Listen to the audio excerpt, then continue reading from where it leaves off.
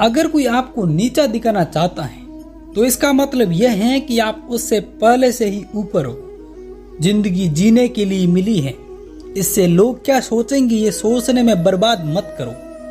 किसी के बुरे वक्त में उसका हाथ पकड़ो, सहारा दो, उसे हिम्मत दो, क्योंकि बुरा वक्त थोड़े समय में चला जाएगा, लेकिन वो आपको दुआ जिंदगी भर देता रहेगा। मनुष्य सुबह से शाम तक काम करके उतना नहीं थकता जितना चिंता और क्रोध के क्षण में थक जाता है। संबंध परमात्मा से अच्छे बना लो, तुम्हें किसी की जरूरत नहीं पड़ेगी। तुम खुद सबकी जरूरत बन जाओगे। सलाह देने तो हजारों आते हैं, लेकिन जब साथ देने की बारी आती है तो केवल भगवान आते हैं। जीतने के बाद तो सारी दुनिया गले लगाती है, क्योंकि जो आज आपके साथ हैं वह कल आपके खिलाफ हो सकते हैं। बिना मतलब के कोई आपकी इज्जत नहीं करेगा, लेकिन खुद को इतना काबिल बनाओ कि लोग बिना मतलब के भी आपकी इज्जत करें। भगवान कहते हैं, सोने से पहले तुम सबको माफ कर दिया करो, और तुम्हारे जागने से पहले मैं तुम्हें माफ कर दूंगा। भगवान ऑक्सीजन की तरह हैं, जिन्हें आप देख नहीं सकते, लेकिन उसके बिना आप रह भी नहीं सकते। कोई और तुम्हारी मदद नहीं कर सकता, अपनी मदद स्वयं करो। आप खुद के सबसे अच्छे मित्र हो और सबसे बड़े दुश्मन भी। इंसान तब समझदार नहीं होता जब वो बड़ी बड़ी बातें करने लगे, बल्कि समझदार तब होता है जब वो छोटी छोटी बातों को समझने लगे। आप किस समय सही थे इसे कोई याद नहीं रखता, लेकिन आप किस समय गलत थे ये सब याद रखते हैं। सब दुख दूर होने के बाद ही मन प्रश्न होगा, यह आपका भ्रम है। मन प्रश्न रखो, सब दुख दूर हो जाएंगे, यह हकीकत है। किसी भी व्यक्ति की कोई भी बात बुरी लगे तो दो तरह से सोचो। यदि व्यक्ति महत्वपूर्ण है तो भूल जाओ, और बात महत्वपूर्ण है तो व्यक्ति को भूल जाओ। रिश्तों का संबंध सिर्फ रक्त से नहीं होता। जो मुसीबत में हाथ थाम ले उससे बड़ा कोई रिश्ता नहीं होता।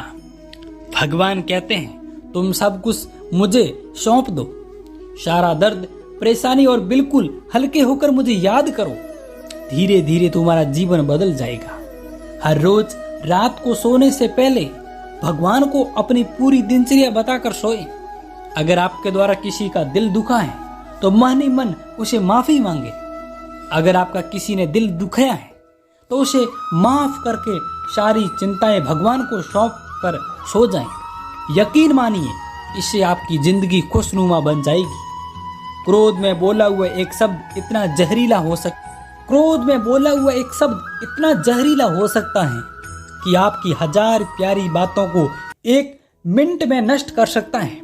सबको हंसाना, लेकिन किसी पर भी हंसना मत। सबके दुख बांटना, लेकिन किसी को दुखी मत करना।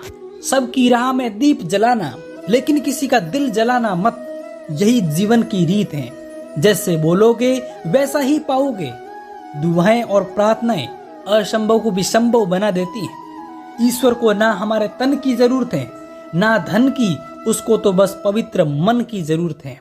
इसलिए वो हमें कुछ भी छोड़ने के लिए नहीं कहता, बस कहता है, बच्चे मन से विकार छोड़ो, गंदे विचार छोड़ो। जो आने वाला है वो हमेशा गुजरे हुए कल से बेहतर होगा।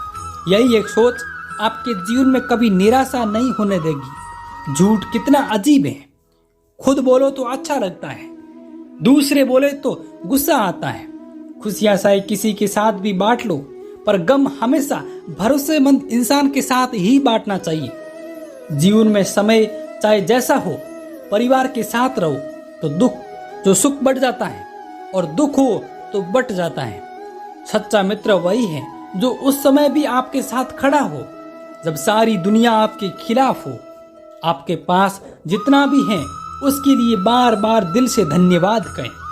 हर वक्त कहें, यकीन मानिए, जितना भी है वो जल्दी कहें। गुनाह हो जाएगा।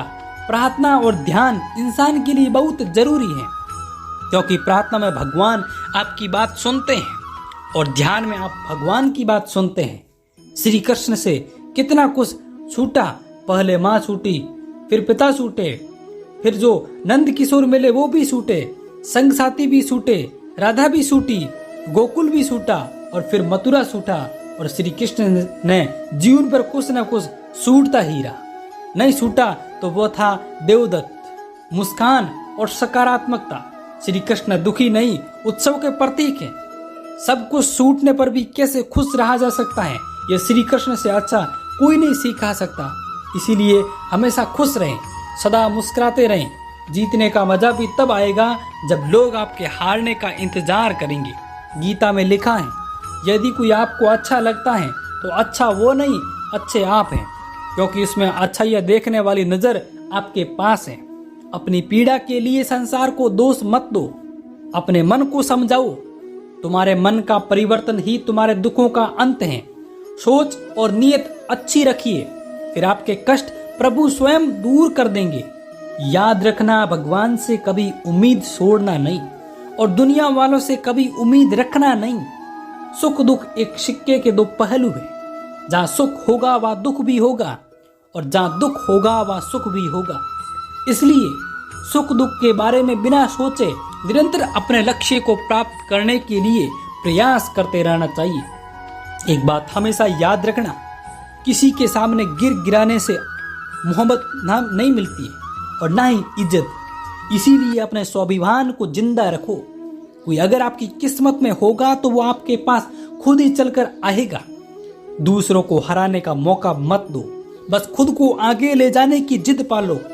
कभी हार न मानने की आदत ही एक दिन जीतने की आदत बन जाती है। सिर्फ दो चीजें मनुष्य के भाग्य का निर्माण करती है। पहला, स्वभाव। अगर आपके स्वभाव में अच्छाइयाँ, विनम्रता के गुण हैं तो आपका भाग्य चमकेगा। अगर आपका स्वभाव क्रोधी है, आलसी है, तो आपका भाग्य बिगड़ना अनिवार्य है।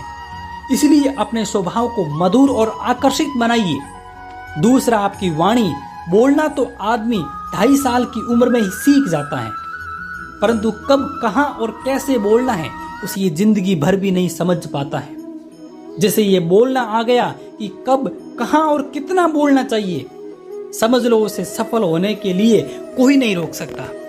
पिता से बड़ा कोई सलाहकार नहीं, माँ की छांव से बड़ी कोई दुनिया नहीं, भाई से अच्छा कोई भागीदार नहीं और बहन से बड़ा कोई शुभचिंतक नहीं। इस मतलबी दुनिया से कोई मतलब ना रखो, और मतलब रखना है तो अपने मतलब से मतलब रखो। दुआएं मांगने से किसका भला होता, मिलता तो वही है जो हमने बोया होता है। तुम नीचे गिर के देखो, कोई नहीं आएगा उठाने। तुम जरा उड़कर तो देखो, सब आएंगे गिराने।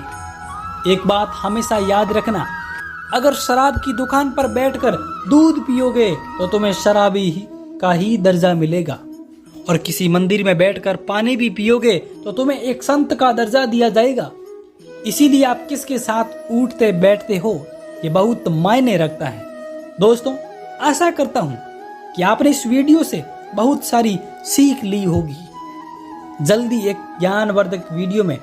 धन्यवाद, अपना ख्याल रखिएगा और मिलते हैं अगले वीडियो में। तब तक बने रहिए। जय भारत, जय हिंद, जय श्री कृष्णा।